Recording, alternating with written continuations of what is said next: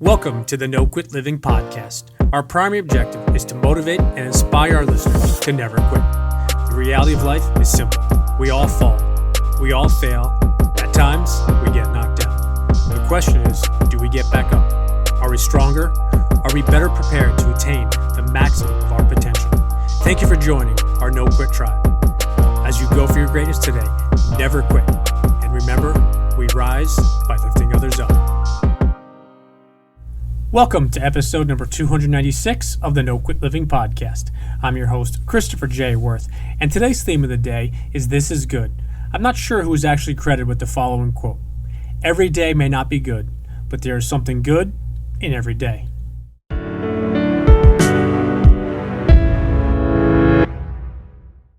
Before we head into today's episode, we'd like to ask you during these challenging times to help us spread positivity and grab yourself a copy of our new book, The Positivity Tribe, at Amazon, Barnes & Noble, or wherever else books are sold.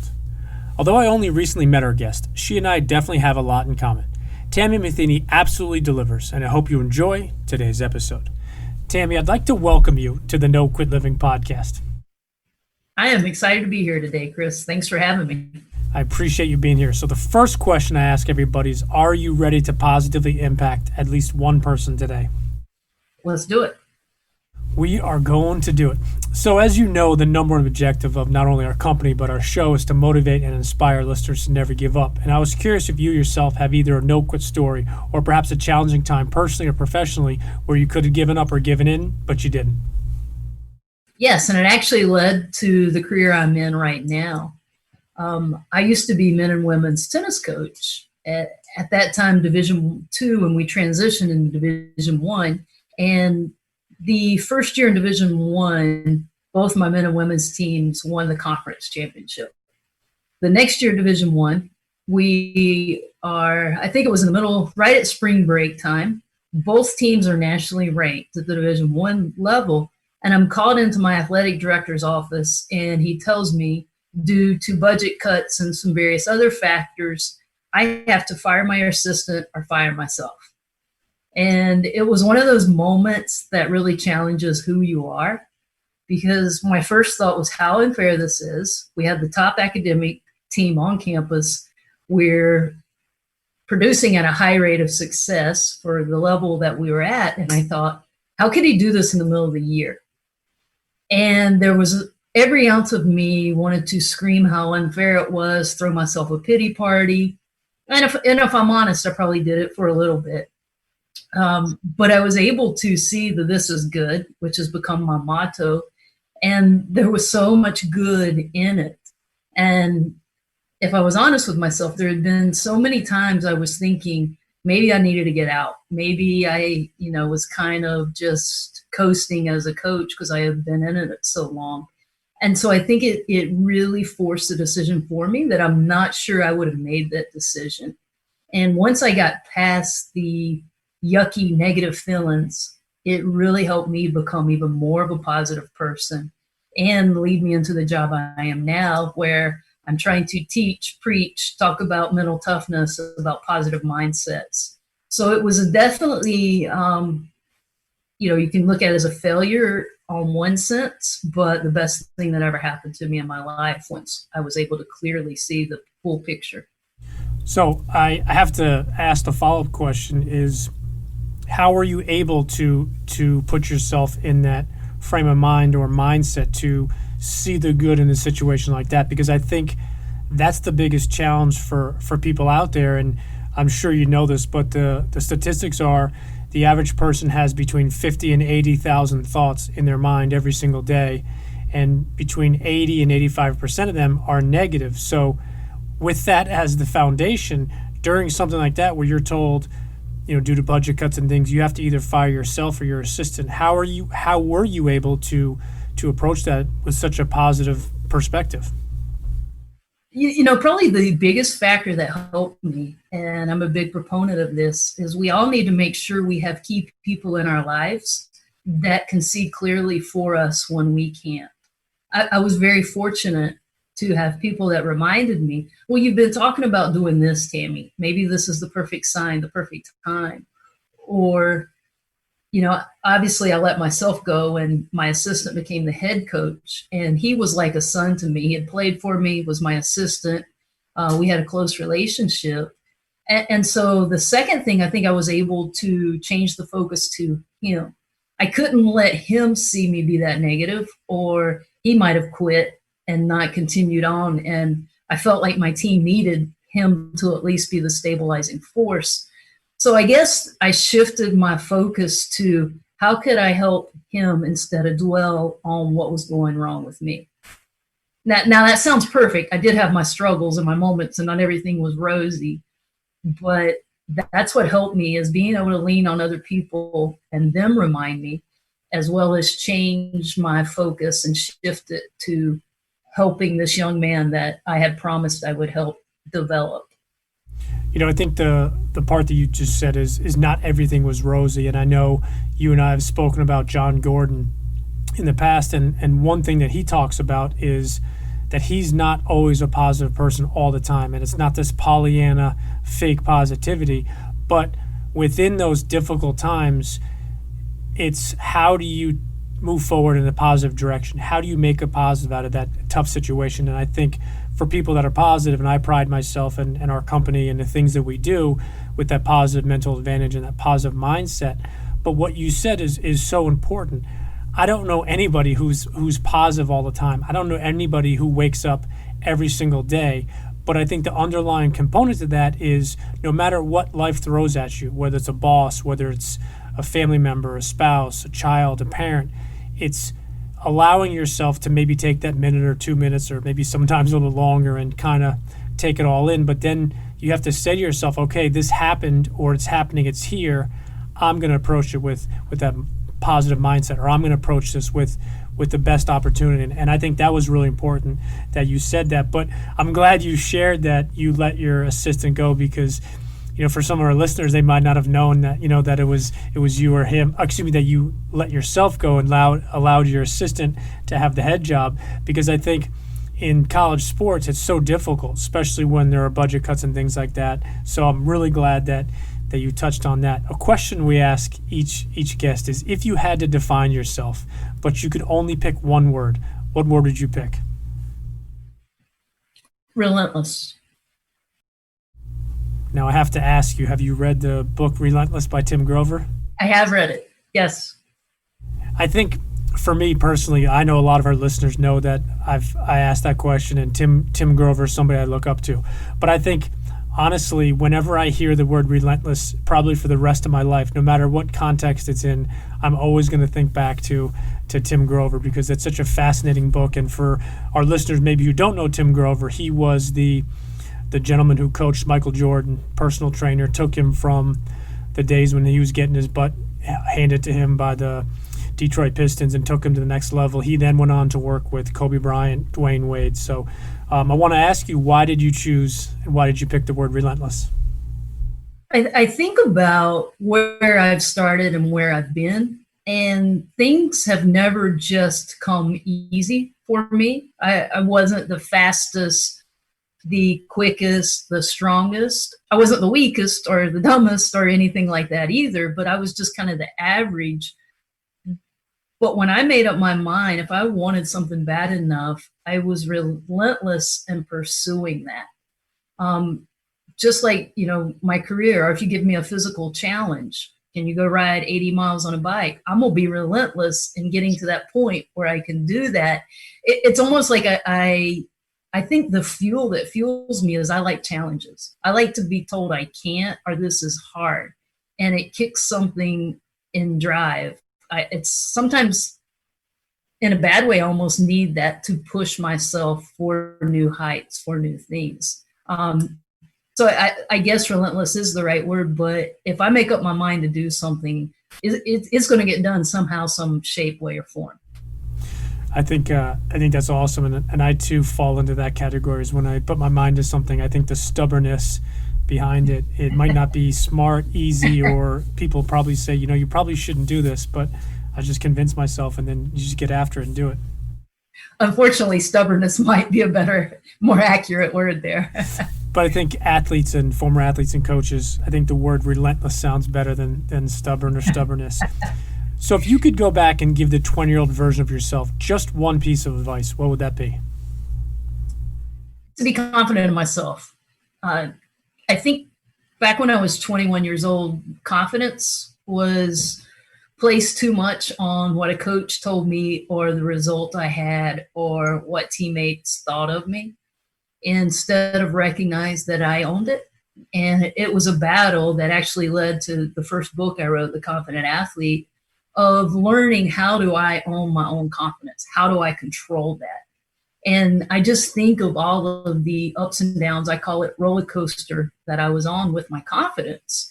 And it was such a waste of energy, and it wore me out emotionally at times. So I think if I could go back and tell that 21-year-old how to have confidence and just to believe in myself and have that security of confidence without it being based on external factors would be the biggest key.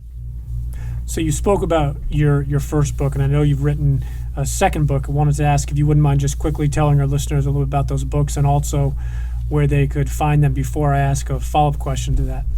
Okay. The first one is The Confident Athlete. It's a simple, easy read, 4 steps that I have found in my journey, as well as researching other athletes and other successful people in other areas, of the 4 things that if we work at daily, we're going to have a strong foundation of confidence. Again, an easy read. I give the principle. I give a story of an athlete that I've worked with or a story of my own life, some non-athletic examples even. And then I give tips of how to put it in application. So it's been a successful book with a lot of teams, even some businesses are using now. The follow-up book is This Is Good. And it goes back, I think I said that earlier, it's become my motto. And it's just a mindset of things happen to us and they're not good or bad until we decide they are. So it's how do we cultivate that mindset where we can find the good in what's happening. And I don't want to be that Pollyanna positive. Maybe there isn't good in that moment, but it's keeping our minds mentally alive to where we allow the good to happen.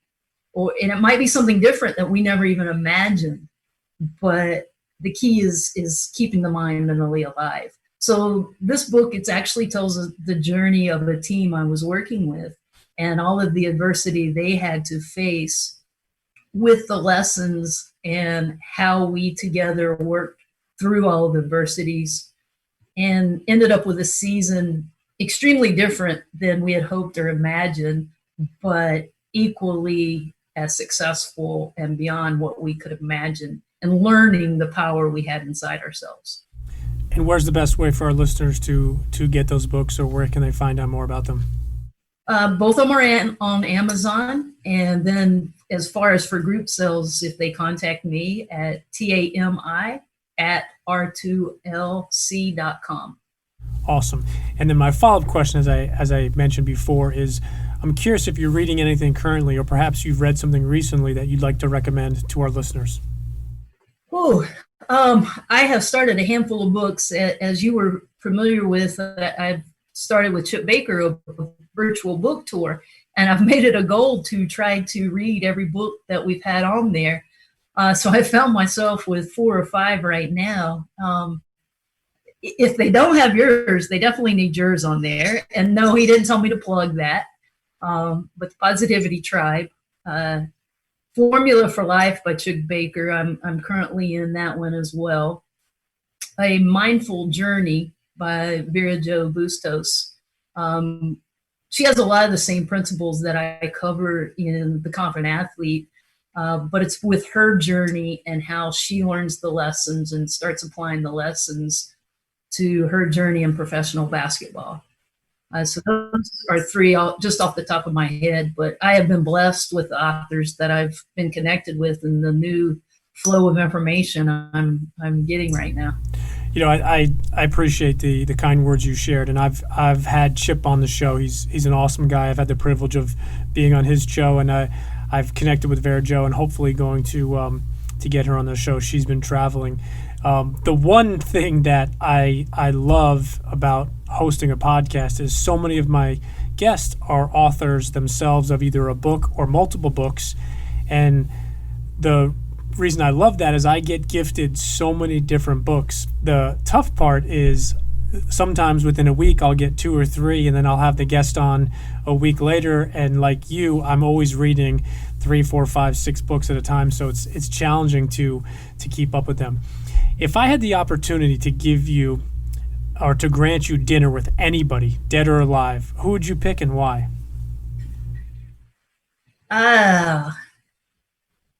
I have 3 I'm choosing between, and that's Mia Hamm, Steffi Graf, and Michael Jordan. So, and I think because they're all relentless, it goes back to that word I used.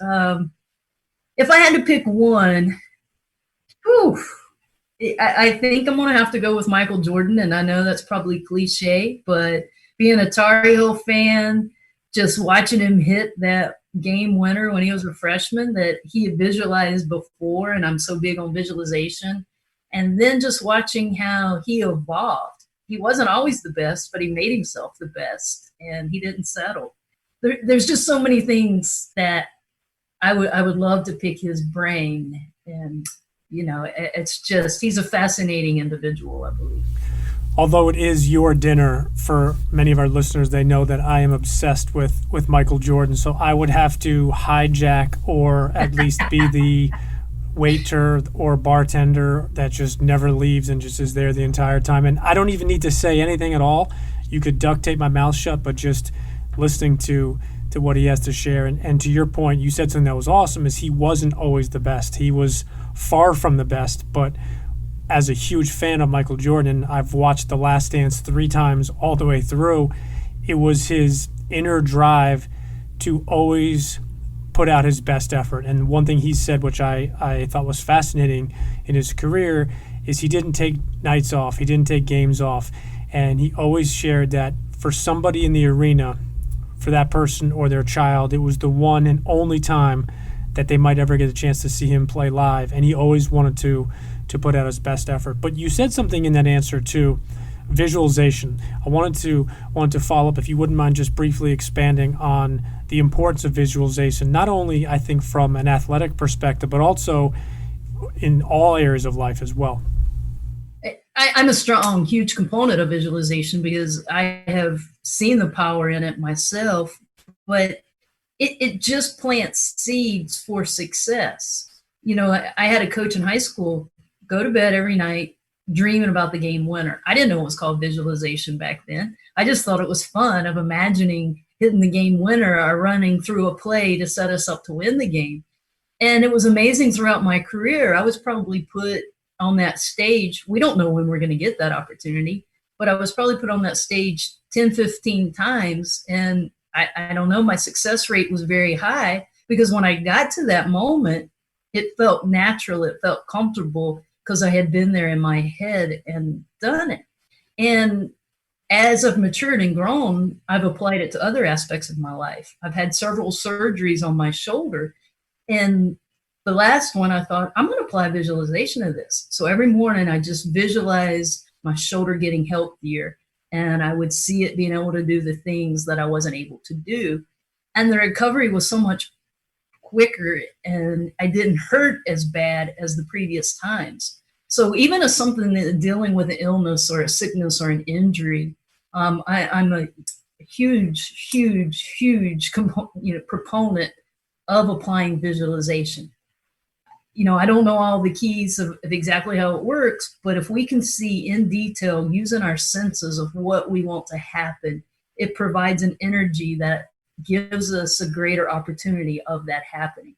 Whether it's a business sale, whether it's an athletic event, whether it's a relationship or an injury or sickness. So I could go on and on. We probably don't have enough time for me to get on my spiel about visualization, but no, I think it's crucial. It's hugely crucial, and I'm glad you briefly touched on it, because I know so many people from all walks of life, professionally, in sales, in sports, that take that minute or 5 minutes or 10 minutes, whether that's before a meeting, before a game, at night, in the morning, and they just put themselves in that frame of mind. And I know a lot of people that combine visualization with affirmations as well as positive self-talk and even meditation from the perspective of I'm going to calm myself down with breathing, I'm going to get ready for this meeting, or I'm going to put myself into this frame of mind, and not to go off on a tangent of the visualization, but I know you have read many different statistics and things as I have in regards to coaches that work with athletes, not only obviously on the physical perspective and shooting the basket or hitting the tennis ball or the golf ball, actually doing it, but also then visualizing it. So visualizing yourself at the free throw line, shooting the free throw. And a lot of times they're just sitting there with their eyes closed, not even on a court. And there are so many studies that show the parallels between physically doing it and practicing it, but also then going ahead and taking yourself out of that environment and doing it. And I'm glad you touched on it, because it's something that I've realized later on in life that I was always doing it in some way. And as a former college basketball and tennis player, I hit that game-winning shot, hundreds of times. I hit that ace or that big forehand so many times in my mind, whether I was sleeping or whether I was doing it awake. So I'm really glad you touched on that. Yeah. One thing I would like to add to that is, as well, is I like to encourage athletes, and this can be applied to anything in life, to actually visualize things not going the way you want either. Because I think our human psyche likes to avoid thinking about the negatives, but rarely ever in life does a business sale or an athletic event go exactly how you want. So if you're planning for seeing something bad, a bad call, missing a shot, and how you're going to respond to that, again, it sets you up to allow you to overcome that adversity.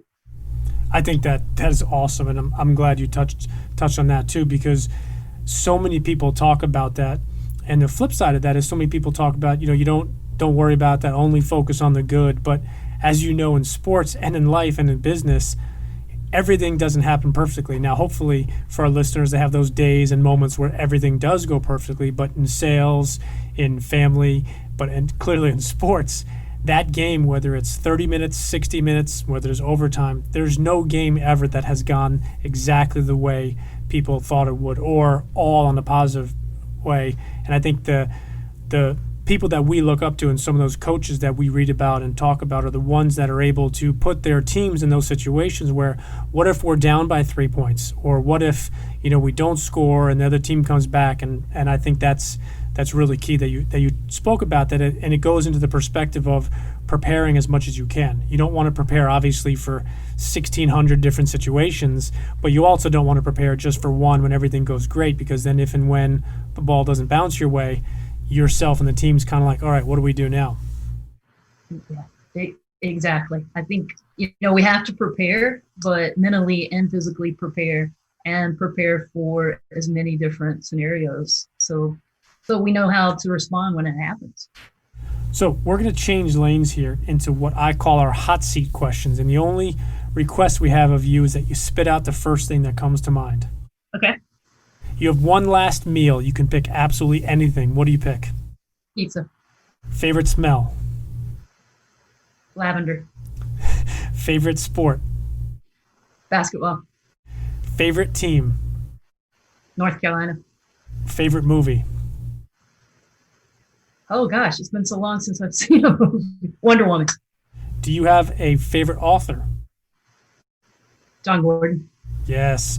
What is the favorite app you use on your phone? Twitter. What is the background picture on your phone? My dog. Do you have an all-time favorite book?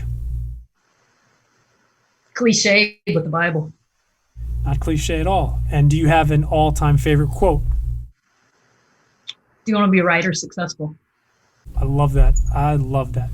So during these challenging times, especially during March and on from this year, how have you stayed positive, and do you maybe have a suggestion or two for any of our listeners that might be struggling during these challenging times?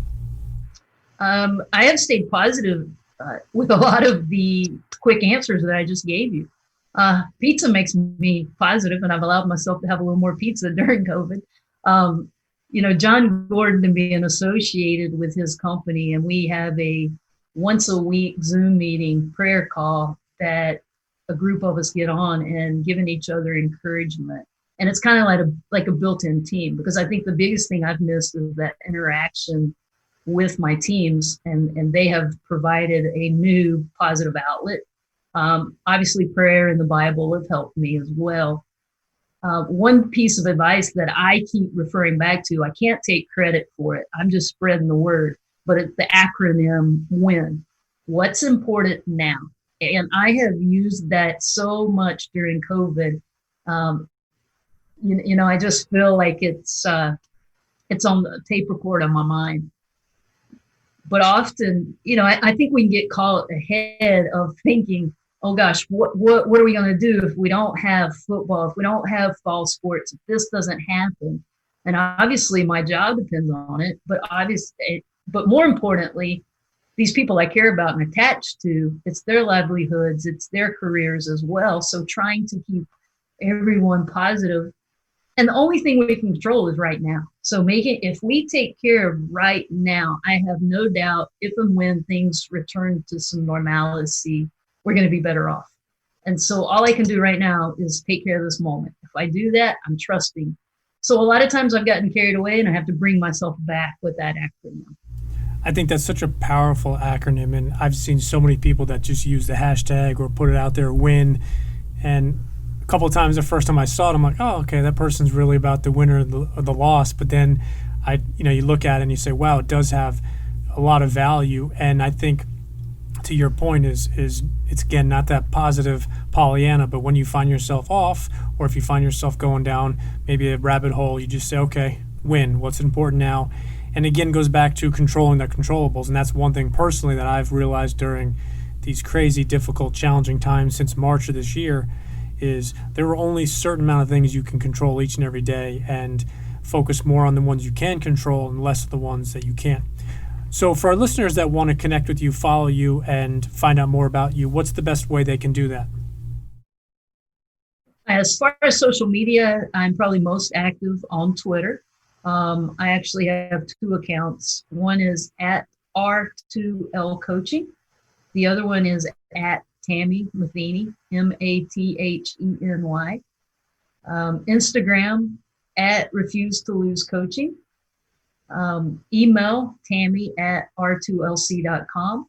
And my website is r2lc.com. Awesome. R2LC is Refuse to Lose Coaching. I love that, and I love the acronym Refuse to Lose. And last question I have for you today is, do you have any parting words you'd like to leave with our listeners? I was going to leave the win, but since I've already thrown that out there, I think the parting word that I have is that life is too short, and I think we get caught up in our frustrations, our negativities, and trying to be right. And you see that so much, especially now on social media. And it goes back to my favorite quote: we can go around and around in circles of trying to prove that we're right with whatever we're debating, or that we're right, the official made a bad call, but it doesn't help us be successful. We're just wasting our energy instead of focusing on what can we do to be successful. I love that, and I couldn't agree more, and I think that's a perfect way to end today's podcast. So I thank you again for your time being here, and I look forward to connecting again soon. Thanks for having me. I've enjoyed it.